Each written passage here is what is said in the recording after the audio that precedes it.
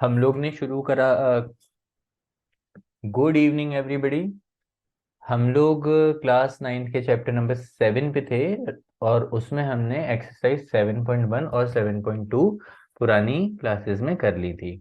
आज हम फिनिश करने वाले हैं exercise 7.3। There are only 5 questions in this exercise. शुरू करते हैं क्वेश्चन नंबर 1 से। Triangle ABC and triangle DBC are two isosceles triangle. Isosceles triangle से हमारा मतलब होता है ऐसे ट्राइंगल जिसमें दो साइड्स बराबर है ना। तो ए बी सी और डी बी सी हमें डायग्राम में दिख रहे हैं। ए बी सी में ए बी और ए सी बराबर है और डी बी सी में डी बी और डी सी बराबर है। मैंने यहाँ पे डायग्राम में मार्क कर दिया। ओके, आगे लिखा है if AD is extended to intersect BC at point P, show that triangle ABD is congruent to triangle ACD। As always जो ट्राइंगल्स को हमें कॉन्ग्रुएंट प्रूफ करना है हम उन्हें अलग से ड्रॉ करेंगे। बिफोर दैट हम गिवन और टू प्रूफ तो लिख ही लेते हैं। गिवन हमें सिंपल सा क्या है, A B is equal to A C and B D is equal to C D. इसके अलावा और कुछ गिवन नहीं है। प्रूफ क्या करना है, प्रूफ करना है हमें triangle A B D is congruent to triangle A C D. ये हमारा पहला पार्ट है। चार पार्ट प्रूव करने हैं, यहाँ पे लिखा हुआ है तो मैं लिख नहीं रहा हूं, यहाँ पर आप लोग देख सकते हैं चार पार्ट ये लिखे हुए हैं जिन्हें हमें प्रूफ करना है। ठीक है, मैं डायरेक्ट प्रूफ से शुरू करता हूँ। सबसे पहले हमें जो दो ट्राइंगल्स को कॉन्ग्रुएंट प्रूफ करना है उन दोनों ट्राइंगल्स को मैं यहाँ पे ड्रॉ कर रहा हूँ। यहाँ पे मैंने दोनों ट्राइंगल्स ड्रॉ कर दिए, ट्राइंगल एबीडी और ट्राइंगल एसीडी। इसमें एडी जो है वो कॉमन साइड है, हमें दोनों में दिख रही है। इसके अलावा ए बी जो है वो ए सी के बराबर गिवन था और बी डी जो है वो सी डी के बराबर गिवन था। तो डायरेक्ट हम कह सकते हैं भाई दोनों ट्राइंगल्स कॉन्ग्रुएंट है by S S S congruency criteria. In triangle A B D and triangle A C D, A D is equal to A D common side, A B is equal to A C and B D is equal to C D. ये दोनों ही चीजें क्या थी, given थी। Therefore, triangle ABD is congruent to triangle ACD by SSS congruency criteria। पहला part done है। Next वाला जो पार्ट है उसे हमें प्रूव करने के लिए यहाँ पर जो दो ट्राइंगल्स अभी हमने कॉन्ग्रुएंट प्रूव करे उससे हम ये चीज ले सकते हैं। कौन सी चीज, एंगल बी ए डी जो है वो एंगल सी ए डी के बराबर होगा by C P C T. ठीक है ना, जो एंगल्स हमने बराबर ली वो मैं यहाँ पे ड्रॉ कर देता हूँ। एंगल ए बी डी ये वाला एंगल है और एंगल ए सी डी जो है वो ये वाला एंगल है, ये दोनों बराबर होंगे। ठीक है, अब नेक्स्ट जो दो ट्राइंगल्स हमें प्रूफ करना है उन्हें मैं यहाँ पे ड्रॉ कर लेता हूँ। यहाँ मैंने डायग्राम ड्रॉ कर दिए हैं ए बी पी और ए सी पी। इन दोनों में ए पी जो है वो कॉमन साइड है। यहाँ पर जो ब्लू कलर से डायग्राम दिए हुए हैं वो ध्यान से देख लीजिएगा। एपी जो है वो दोनों में कॉमन है। ए बी जो है वो ए सी के बराबर हमें गिवन थी और ये जो दो एंगल्स हैं एंगल बी ए पी और एंगल सी ए पी ये अभी हमने यहाँ पर सी पी सी टी से लिए हैं। ध्यान से समझना, अगर मैं बोलूं एंगल बी ए डी या फिर मैं बोलूं एंगल बी ए पी तो वो दोनों एंगल सेम हैं। हम कोई भी नाम दे सकते हैं, रे को हम डी तक ले जाएं या पी तक ले जाएं एंगल तो वही बनेगा, राइट। तो ये दोनों एंगल्स भी बराबर हैं, इसको हम इक्वेशन नंबर 1 कह देते हैं। तो ट्राइंगल, ये वाले दोनों ट्राइंगल्स कैसे कॉन्ग्रुएंट होंगे, साइड एंगल साइड से। ऑल राइट, आई होप मुझे लिखने की जरूरत नहीं होगी क्योंकि हम लोग ऑलरेडी बहुत सारे क्वेश्चन में देख चुके हैं कि हमें लिखना कैसे। ऑल राइट, तो ये हमारा सेकेंड पार्ट भी हो गया। अच्छा, थर्ड पार्ट में लिखा है AP bisects angle A as well as angle D. AP bisects angle A का ये मतलब है कि एंगल ए में जो दो एंगल बन रहे हैं, ये जो हमने रेड मार्क कर रखे थे, ये दोनों बराबर प्रूव करना है। तो ये हम ऑलरेडी कर चुके हैं यहाँ पे सीपी सीटी से, दोबारा करने की जरूरत नहीं, मतलब थर्ड पार्ट हमने पहले ही कर दिया। लेकिन एंगल डी को भी बराबर प्रूफ करना था, मतलब एंगल डी के जो दो पार्ट्स हैं, ये वाला ब्लू पार्ट और ये वाला ब्लू पार्ट, ये भी हमें बराबर प्रूफ करना है। तो इसके लिए हमें क्या करना पड़ेगा, हमें ये DBP और DCP, इन दोनों ट्राइंगल्स को कॉन्ग्रुएंट प्रूफ करना पड़ेगा। आओ देखो कैसे होगा। इसको प्रूफ करने के लिए हमें क्या करना पड़ेगा, ये वाला जो ट्राइंगल हमने कॉन्ग्रुएंट प्रूफ करे थे ना, ये दोनों, इन दोनों में हमें सीपी सीटी से लेना पड़ेगा कि बीपी जो है वो सीपी के बराबर है। BP is equal to CP by CP CT. अब हम प्रूफ कर पाएंगे इन दोनों ट्राइंगल्स को कॉन्ग्रुएंट कैसे। ये एक साइड और ये एक साइड कौन सी, बीडी और सीडी बराबर गिवन थी, डीपी कॉमन थी, और बीपी और सीपी हमने यहाँ पर सीपी सीटी से लिए, तो एस एस एस से दोनों ट्राइंगल्स कॉन्ग्रुएंट हो जाएंगे। और सीपी सीटी से हम बोल सकते हैं एंगल बीडीपी और एंगल सीडीपी जो है वो बराबर होंगे, और इसी को हम बोलते हैं बाइसेक्ट करना। तो एंगल डी को भी बाइसेक्ट कर रही है रे एपी। ये हो गया हमारा थर्ड पार्ट। फोर्थ पार्ट में लिखा है प्रूफ करिए कि रे एपी जो है वो परपेंडिकुलर बाइसेक्टर है बीसी की। अब परपेंडिकुलर बाइसेक्टर का क्या मतलब होता है ये मैं आपको पहले भी बता चुका हूं। परपेंडिकुलर बाइसेक्टर का मतलब है कि वो जो लाइन है एपी वो परपेंडिकुलर भी होनी चाहिए, मतलब 90 डिग्री फॉर्म करनी चाहिए, और बाइसेक्ट करनी चाहिए। बाइसेक्ट का मतलब है बीपी और सीपी को बराबर प्रूफ करो। तो भाई बीपी और सीपी तो हमारे बराबर प्रूफ हो चुके हैं, ये लिखा है डायरेक्ट सीपी सीटी से। अब एंगल को 90 कैसे प्रूफ करेंगे वो समझ लो। सीपीसीटी से हम ये बोल सकते हैं एंगल डीपीबी जो है वो बराबर है एंगल डीपीसी के। क्यों बराबर है, सीपीसीटी से है भाई साहब। तो हम दोनों को फिलहाल के लिए एक्स बोल देते हैं, इसे भी एक्स और इसे भी एक्स। लेकिन एंगल बीपीसी जो है वो 180 डिग्री बना रहा है क्योंकि वो एक स्ट्रेट एंगल है। और बीपीसी जो है ये वाला एंगल बीपीसी, ये दो एंगल से मिलके बना है। कौन सा, एक्स और एक्स। तो हम बोल सकते हैं भाई एक्स और एक्स का सम 180 है, मतलब 2x जो है वो 180 है। तो इस तरीके से x जो है वो 180 अपॉन 2 यानी कि 90 डिग्री के बराबर हो जाएगा। अगर x 90 डिग्री के बराबर है बेटा तो इसका मतलब क्या है, ये जो लाइन है डीपी बोलने या एपी बोलने, ये लाइन परपेंडिकुलर होगी बीसी के।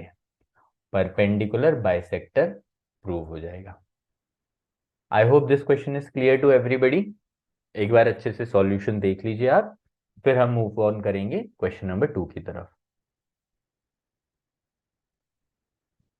क्वेश्चन नंबर 2 आप लोग को दिख रहा होगा स्क्रीन पे, जल्दी से क्वेश्चन रीड कर लीजिए।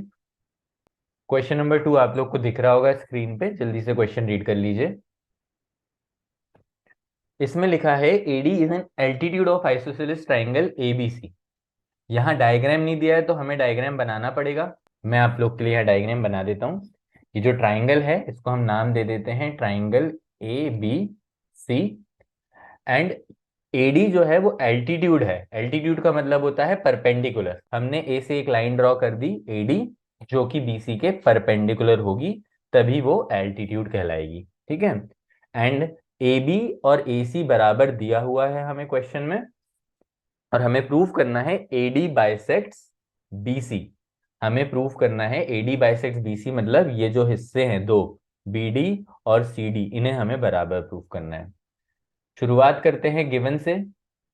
गिवन है AD is perpendicular to BC and AB is equal to AC।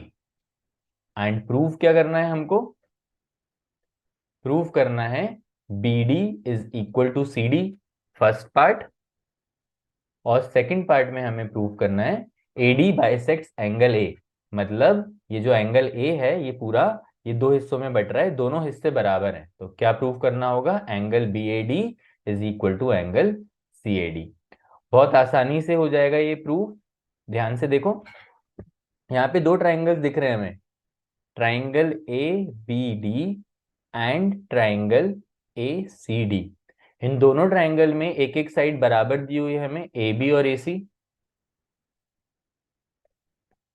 AD जो है वो दोनों में कॉमन है, तो हम लिख सकते हैं एडी इज कॉमन। तो दो साइड हो गई, और एक एंगल 90 डिग्री भी दिया है क्योंकि एडी परपेंडिकुलर है, तो हम बोल सकते हैं angle A D B is equal to angle A D C 90 degree each. तो ये दोनों ट्राइंगल्स कॉन्ग्रुएंट हो जाएंगे। Triangle A B D is congruent to triangle ACD। अब यहाँ पर कौन सा कॉन्ग्रुएंसी क्राइटेरिया लग रहा है वो ध्यान से समझना, क्योंकि दोनों राइट एंगल ट्राइंगल है तो हम राइट एंगल हाइपोटेन्यूज साइड मतलब RHS कॉन्ग्रुएंसी क्राइटेरिया लगा सकते हैं by RHS congruency criteria. RHS क्या होता है? एक राइट एंगल होता है ये 90 डिग्री वाला, इसके ऑपोजिट वाली साइड हाइपोटेन्यूज होनी चाहिए बराबर, और तीसरी साइड तो राइट एंगल हाइपोटेन्यूज और साइड, इस तरीके से हमारी RHS वाली कंडीशन सेटिस्फाई हो रही है और हम कह सकते हैं triangles are congruent by RHS congruency criteria. ठीक है। अब ट्राइंगल्स अगर कॉन्ग्रुएंट हैं तो हम CPCT से बोल सकते हैं भाई BD is equal to CD by CPCT। ये हमारा फर्स्ट पार्ट है, और सेकंड पार्ट भी CPCT से हो जाएगा, मतलब एंगल BAD जो है वो बराबर है एंगल CAD के by same reason CPCT, and hence it is proved. ये है हमारा क्वेश्चन नंबर सेकंड।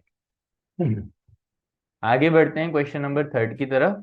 अब इसमें गिवन क्या क्या है, जो भी गिवन है हमें ट्राइंगल में दिख रहा है भाई। AB जो है वो PQ के बराबर है, AM जो है वो PN के बराबर है, और BM जो है वो QN के बराबर है। इतना हमें गिवन है, ऑलराइट। और प्रूफ क्या करना है? ट्राइंगल ABM, मतलब ये छोटे वाले ट्राइंगल को इस छोटे वाले ट्राइंगल के कॉन्ग्रुएंट प्रूफ करना है, ठीक है ना। अच्छा, यहाँ पर एक वर्ड यूज किया गया है मीडियन। अब मीडियन क्या होती है आप लोगों को पता होना चाहिए, जिन्हें नहीं पता उनके लिए मैं यहाँ पे लिख देता हूँ। मीडियन होती है line joining any vertex of the triangle to the mid point of opposite side.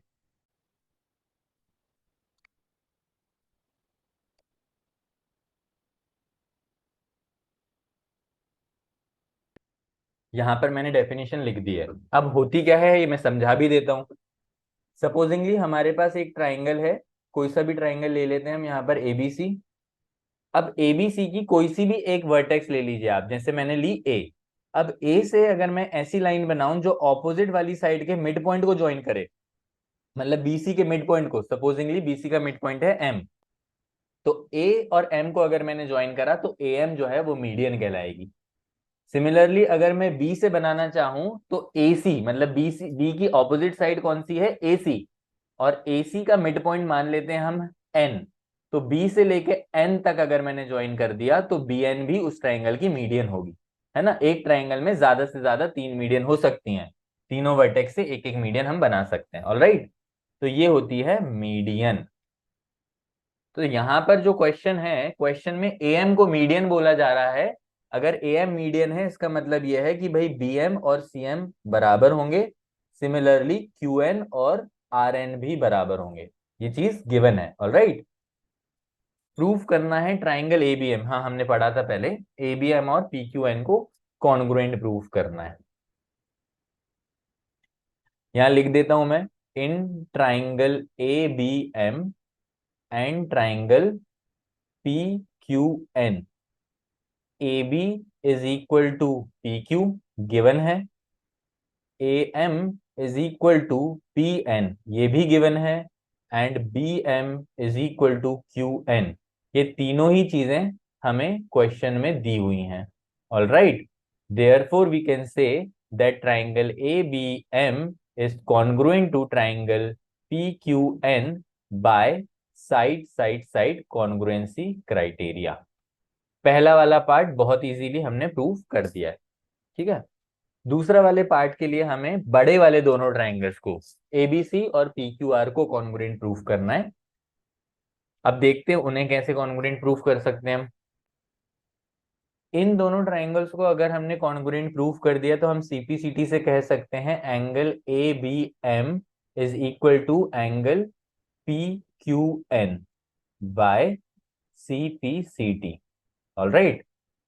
और अगर ध्यान से देखें तो एंगल ABM जो है वो एंगल ABC के बराबर है, मतलब बात एक ही है ना। तो हम ABM की जगह लिख सकते हैं angle ABC, and similarly PQN की जगह पे हम लिख सकते हैं PQR, एंगल PQR, और इसे हम इक्वेशन नंबर 1 कह देते हैं, ऑलराइट। अब वापस से गिवन देखो, गिवन में दिया है AB और BC बराबर हैं PQ और QR के। तो बड़े वाले दोनों ट्राइंगल्स में यहाँ पे लिख रहा हूं, in triangle ABC and triangle P Q are, हमें ए बी के बराबर दी हुई है पी क्यू और बी सी के बराबर दी हुई है क्यू आर। All right. और देखो ए बी और पी क्यू, बी सी और क्यू आर बराबर दिए हैं, और इन दोनों के बीच वाला एंगल, एंगल बी और एंगल क्यू, हमने अभी यहाँ पर इक्वेशन नंबर 1 में बराबर लिखा है। तो हम यहाँ लिख सकते हैं angle A B C is equal to angle P Q R from equation number 1 by equation number 1। और इन दोनों में क्या लिख सकते हैं हम, given, and therefore triangle ABC is congruent to triangle PQR by SAS congruency criteria, hence proved. All right. अच्छा, एक चीज यहाँ पे हमने मिस कर दी थी, जब हमने यहाँ पर लिखा है ना BM is equal to QN, ये हम डायरेक्टली नहीं लिख सकते ऊपर वाले प्रूफ में। ये रेड वाला पार्ट ध्यान से देखो, ये bm is equal to qn जो हमने लिखा है, ये हम डायरेक्टली नहीं लिख सकते। इसके लिए हमें एक छोटा सा स्टेटमेंट लिखना पड़ेगा, वो ध्यान से समझना। हमें गिवन है bc जो है वो qr के बराबर है। ऑलराइट। अगर bc qr के बराबर है मतलब half of bc half of qr के बराबर होगा। और bc का जो आधा हिस्सा है, ये जो bc है, इसका जो आधा हिस्सा है वो bm है, इसलिए हमने हाफ ऑफ BC की जगह पे BM लिखा है और हाफ ऑफ QR की जगह पे QN लिखा है।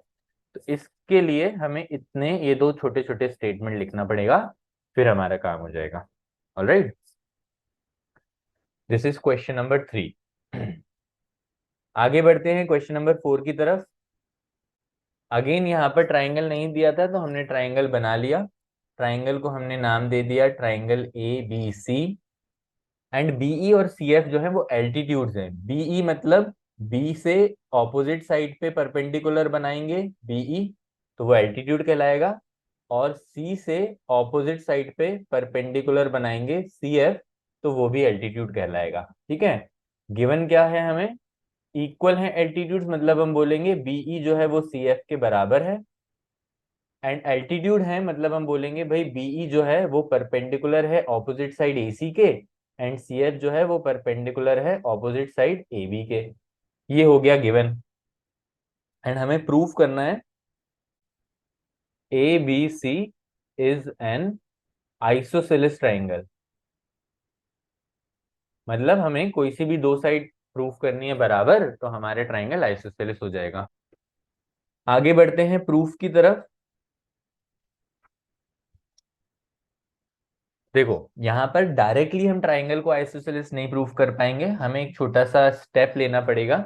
वो स्टेप क्या है, दो ट्राइंगल्स को कॉन्ग्रुएंट प्रूफ करना। कौन से दो triangles, triangle B F C और ट्राइंगल बी ई सी। यहाँ पर मैं दोनों ट्राइंगल्स अलग से बना रहा हूँ। ये दोनों ट्राइंगल्स मैंने बना दिए।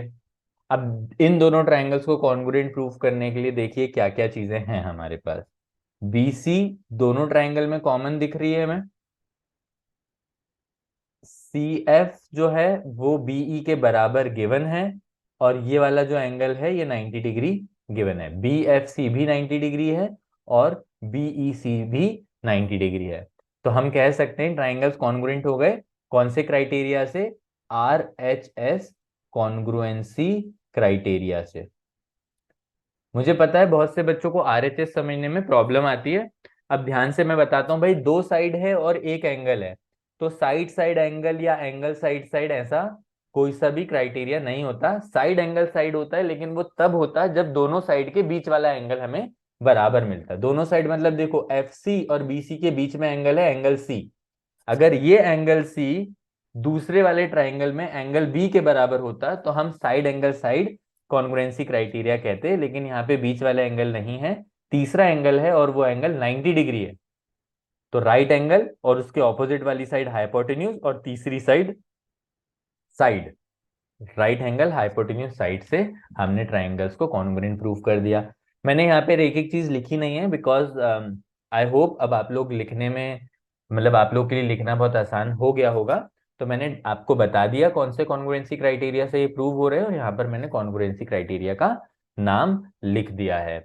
और हम यहाँ पे क्या करेंगे, हम सीपीसीटी से कह सकते हैं angle C B F is equal to angle B C E. Alright, ये दोनों एंगल हमने सीपीसीटी से लिया है। और अगर हम बड़े वाले ट्राइंगल में देखें, ये हमारा बड़ा वाला ट्राइंगल है, जो हमारा सी बी एफ जो एंगल है वो ये है, और बी सी ई जो एंगल है वो ये है। तो हमें पता था अगर किसी ट्राइंगल में दो एंगल्स बराबर होते हैं, कौन से एंगल्स बराबर है, यहाँ पर देखो, इन ट्राइंगल ए बी सी, ये जो एंगल मैंने बनाया था ये एक्चुअली कौन सा एंगल है, एंगल एबीसी है। और ये वाला जो एंगल बनाया था ये कौन सा एंगल है, एंगल एसीबी है। और अगर ये दोनों एंगल्स बराबर हैं तो इनके ऑपोजिट वाली साइड्स भी बराबर होंगी।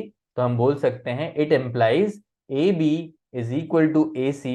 एंड रीजंस क्या लिखेंगे, sides opposite to equal angles are equal, hence proved. ये हो गया हमारा क्वेश्चन नंबर 4 भी प्रूव। अब बस लास्ट क्वेश्चन बचा है, जल्दी से लास्ट क्वेश्चन देखेंगे, फटाफट से प्रूव करेंगे और हमारा चैप्टर नंबर 7 हो जाएगा समाप्त। क्वेश्चन नंबर 5 ये रहा आपके सामने, जल्दी से रीड कर लीजिए। क्वेश्चन में गिवन है ABC is an isosceles triangle with AB is equal to AC। Diagram हमें दिया नहीं है, बना सकते हैं हम लोग। ये है हमारा ट्राइंगल ABC, इसमें साइड AB और साइड AC बराबर दी हुई हैं। AP is perpendicular to BC। AP मतलब यहां से हमने एक परपेंडिकुलर बना दिया, AP is perpendicular to BC, and now we have to show that angle B मतलब ये वाला एंगल और एंगल C मतलब ये वाला एंगल बराबर है। बहुत ही इजी क्वेश्चन है। गिवन टू प्रूव नहीं लिख रहा हूं, डायरेक्ट प्रूफ लिख रहा हूं, ध्यान से समझ लेना। दो ट्राइंगल बहुत आराम से हमें दिख रहे हैं, दोनों ट्राइंगल के नाम लिख देता हूं, triangle A B P and triangle A C P. दोनों ट्राइंगल में एपी जो है वो कॉमन है, AP is equal to AP common side. और एबी जो है, एबी जो है वो बराबर है एसी के, गिवन है ये हमें दिया हुआ है। And angle A P B is equal to angle A P C 90 degree each, है ना। तो भाई अगेन यहां पर हमें एक एंगल 90 दिख रहा है दोनों ट्राइंगल में, उसके ऑपोजिट वाली साइड मतलब हाइपोटेन्यूज और तीसरी वाली साइड कॉमन है। तो हम कह सकते हैं that triangle ABP is congruent to triangle ACP by RHS congruency criteria। और क्योंकि दोनों ट्राइंगल्स कॉन्ग्रुएंट हैं तो हम उनके दोनों एंगल्स को, मतलब तीनों एंगल्स को आपस में बराबर ले सकते हैं। हमें सिर्फ एक एंगल चाहिए, हम बोल सकते हैं angle ABP is equal to angle ACP by CPCT and hence proved. ठीक है बच्चों, तो इस क्वेश्चन के साथ हमारा चैप्टर नंबर 7 समाप्त हो चुका है। पूरे पीडीएफ, हमारे तीनों एक्सरसाइज के पीडीएफ आपके साथ शेयर हो चुके हैं। दो एक्सरसाइज के ऑलरेडी हो चुके हैं, इस एक्सरसाइज का भी पीडीएफ आपके साथ शेयर हो जाएगा। वीडियो जो रिकॉर्डेड है ये आपके लिए यूट्यूब पे अवेलेबल रहेगा, आप जितनी बार चाहें उतनी बार देख सकते हैं। स्टिल अगर कोई डाउट हो तो हम उसे क्लास में डिस्कस करेंगे, कोई दिक्कत नहीं होगी। ऑलराइट, चलिए क्लास को एंड करते हैं। Good day everybody, tata bye bye, शबा खैर।